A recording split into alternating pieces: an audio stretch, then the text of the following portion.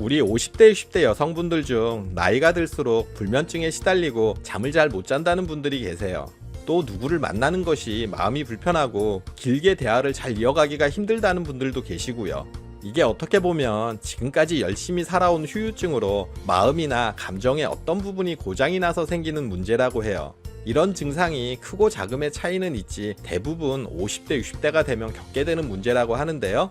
앞으로 30년, 40년을 더 살아야 하는데 지금쯤 중간 점검한다는 생각으로 내 마음과 감정을 돌아보는 시간을 가져보시면 어떨까요? 노후를 살아가는데 도움되는 내용이 될 테니 끝까지 집중해주세요. 안녕하세요. 알아두면 삶이 힘이 되는 채널 매일 3분입니다. 68세 여성분이 정신적인 불안으로 병원을 찾았어요.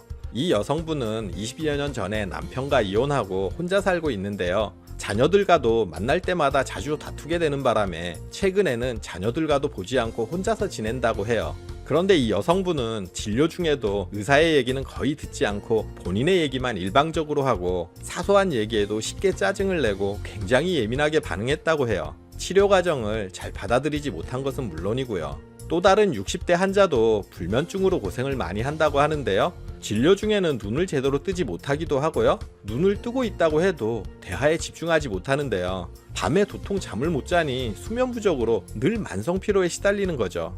항상 몸이 피곤하니 낮에도 아무것도 하기가 싫어지는 무기력증으로 인해 운동 부족으로 안 아픈 곳이 없다고 해요.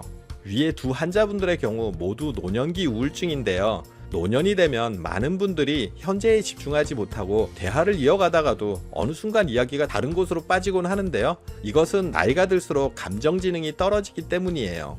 감정지능은 감정을 이해하고 처리하는 능력을 의미해요. 쉽게 설명하면 상대의 말에 공감하기도 하고 또 상대의 감정을 살피기도 하고 상대의 감정을 이해하면서 내 감정도 그에 맞게 적절하게 표현할 수 있는 능력인 건데요. 이 감정지능은 노년기의 삶의 질과 매우 밀접한 관계가 있어요. 상대방의 감정을 제대로 파악하고 거기에 맞게 적절하게 내 감정을 표현하는 것은 무엇보다 중요하거든요. 그런데 나이가 들어 감정지능이 떨어지다 보면 내 감정이 어떤 상태인지도 잘 모르고 상대에 대한 감정 파악도 못하는 경우가 많은데요. 이렇게 일상에서 적절한 대응을 못하게 되면서 대인관계가 힘들어지는 경우가 많아지는 거죠. 치매 초기 증상일 수도 있지만 또 치매와 상관없이 많은 분들이 겪는 감정의 문제이기도 해요. 그래서 나이가 들어갈수록 감정지능을 끌어올릴 필요가 있는데요. 신체의 근육을 늘려야 건강이 좋아지듯 감정의 근육 또한 키워줘야 하는 거죠. 그렇다면 감정지능을 키우는 방법은 어떤 것들이 있을까요?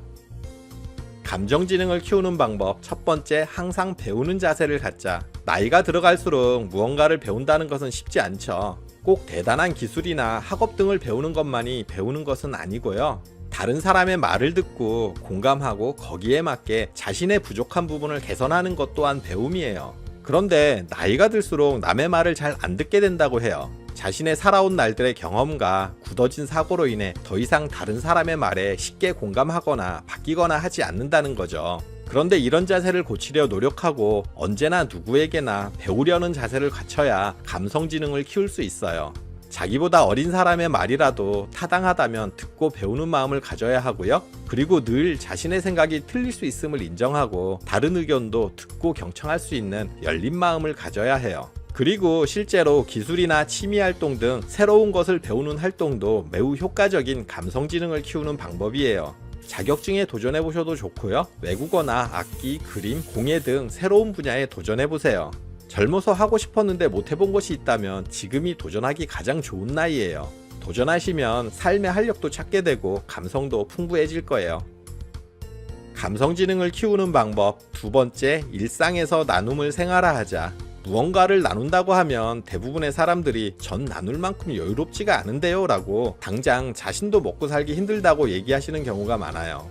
물질적인 여유가 있어서 물질을 나누는 것도 좋겠지만 나눈다는 것은 꼭 물질적인 부분만을 의미하는 것은 아니에요. 오히려 물질적 여유보다 마음의 여유가 더 중요한데요. 감성지능을 키우는 데 있어서 마음을 나누는 것이 더 효과적이기 때문이에요. 자신보다 힘든 이웃이나 도움이 필요한 누군가가 있다면 꼭 물질이 아니더라도 집안일을 돕는 등 육체적인 봉사도 가능하고요. 경청을 통한 마음 나누기 등을 하는 것만으로도 힘든 상대에게는 도움이 돼요. 그리고 이것은 상대에게도 도움이 되지만 자신에게도 큰 도움이 된다는 거죠. 주변에 찾아보면 나눔이 필요한 곳들이 많아요. 자신의 형제, 친구, 이웃 등 주변에서 나눔이 필요한 곳을 찾아보세요.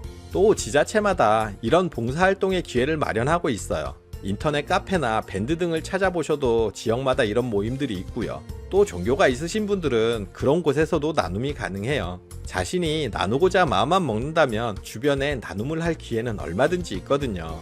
이처럼 일상에서 나눔을 생활화하게 되면 어려운 타인을 통해 내 상황을 객관적으로 돌아보게 되는데요. 보람과 감사함도 느끼고 감성지능까지 높일 수 있는 거죠. 마음은 나눌수록 커진다고 하니 나눌 기회를 꼭 찾아보세요.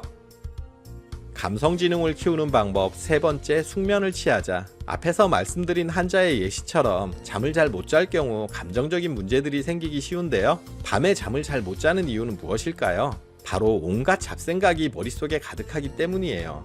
생각이나 근심이 꼬리에 꼬리를 물고 끊임없이 이어지다 보니 잠을 잘 못 자게 되는 건데요. 이처럼 꼬리를 물고 이어지는 생각을 멈춰줄 브레이크가 필요한데요. 생각의 브레이크 기능을 하는 것이 세로토닌이라는 신경 전달 물질이에요. 뇌에서 세로토닌 분비가 원활하면 마음이 편안해져서 잡생각 없이 자신도 모르는 사이에 잠이 들게 되는 거죠. 그렇다면 세로토닌 분비를 촉진하려면 어떻게 해야 할까요? 평소 아침에 커튼을 열고 10분 정도 햇볕을 쬐거나 빠른 속도로 20-30분 정도 산책하는 것만으로도 세로토닌 분비를 증가시킬 수 있어요. 또 명상을 통해서도 세로토닌 분비를 늘릴 수 있는데요. 478 호흡법으로 알려진 간단한 방법이 있어요. 4초간 숨을 들이쉬고 7초간 숨을 멈춘 뒤 8초 동안 입으로 천천히 숨을 내뱉는 방법인데요. 이렇게 호흡을 하면서 잔잔한 음악을 함께 들으면 마음을 평안히 가라앉히는데 더욱 효과적이에요. 또 세로토닌 분비를 돕는 필수 아미노산인 트립토판을 함유한 생선, 달걀, 치즈, 콩, 견과류 등의 음식을 충분히 드셔주세요. 음식을 통해 체내에 흡수된 트립토판이 뇌에 도달해 화학 단계를 거치면 세로토닌 분비가 증가되거든요. 앞에서 말씀드린 활동과 식생활을 통해서 세로토닌 분비를 늘려주시면 분명 숙면에 크게 도움이 될 거예요. 예민하고 감정 기복이 심하고 잠을 잘 못 이루는 등 이런 증상들은 중노년기에 흔히 겪는 증상인데요. 이럴 때 감성지능을 높이는 노력으로 항상 배우는 자세를 갖고 일상에서 나눔을 생활하면서 숙면을 취하면 도움이 된다는 내용이었어요. 지금까지 노년내과 전문의 이명빈 박사의 저서 미국 상위 1% 부자들의 7가지 건강습관에서 내 마음 사용법과 다른 일부 내용을 참고 정리해서 말씀드렸는데요. 이외에도 뇌근육 사용법, 뇌약 사용법, 뇌눈의 사용법 등 유용한 내용이 많으니 관심 있으신 분들은 따로 읽어보셔도 좋을 듯해요. 그리고 오늘 정보가 도움되셨다면 구독, 좋아요, 알림 설정 해주시고요. 더 유익한 영상으로 다시 찾아뵐게요. 저는 매일 3분 대표 큐레이터 송한결이었습니다. 감사합니다.